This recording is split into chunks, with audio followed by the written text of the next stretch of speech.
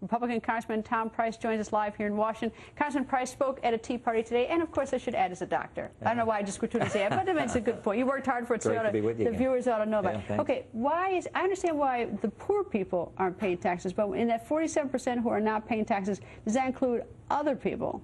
Well, the tax rate that we have is really very, very progressive, and so the folks at the top end of the spectrum, the top 1% pay about 40% of the taxes. The top 5%, I believe, pay about 90% of the taxes. So it really is remarkably progressive. But then folks were out there today complaining not just about the taxes that are going on, but about the spending that's going on, and the $1.4 trillion in deficit last year, $1.6 trillion this year. People know that can't continue. But one of the things that people are talking about today is that there's a segment of the population who makes a salary, not the very poor, but a segment of the population who is able to manipulate the system, gets some sort of tax credits and everything, so ultimately don't pay any taxes. Well, there's certainly some of that. We've got a lot of tax credits that are going on right now, and we need a broader and thinner tax code or a fair tax. I'm a big supporter of the national retail sales tax and get rid of the IRS completely.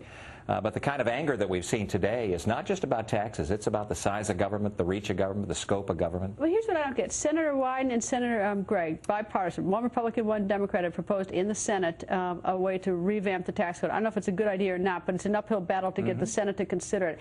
Every single member of Congress I've spoken to, every single member of the Senate says, we got to do something about taxes. You guys got the power. Why don't you do something about taxes? Well, it ought to be done. And in fact, the president has said explicitly that he believes something ought to be done about taxes. But in fact, what he's doing is increasing taxes.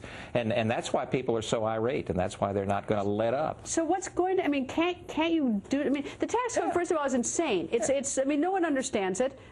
Maybe somebody does. But I mean, it's incredibly dense. Nobody understands. All right, nobody understands. I don't understand. It's dense. Why isn't there movement on the Hill to revamp it? And well, there's huge movement. On the Republican side, we've been clamoring to be able to have an opportunity to get in there and fundamentally reform taxes. You'll remember about a decade ago there was this big debate between whether we ought to have a flat tax or a fair tax, and then that faded away. But the fact of the matter is we cannot continue with our current tax structure because you can't tax people enough the way that the Democrats want to do so and get the kind of money that you need to run the government to the level that needs to be run. So if there is no change in the tax code, what's going to happen? Well, we go bankrupt. Yeah, you can't spend the kind of money that this administration and Speaker Pelosi and the folks in charge right now are spending without fundamental reforms of both tax revenue and spending. You got to decrease the spending. What do they say when you tell them that?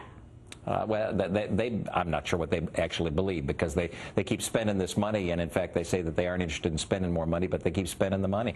So it's tough because 2 + 2 doesn't equal 4 up here right now, and that's the problem. And that's why the American people are so irate and livid.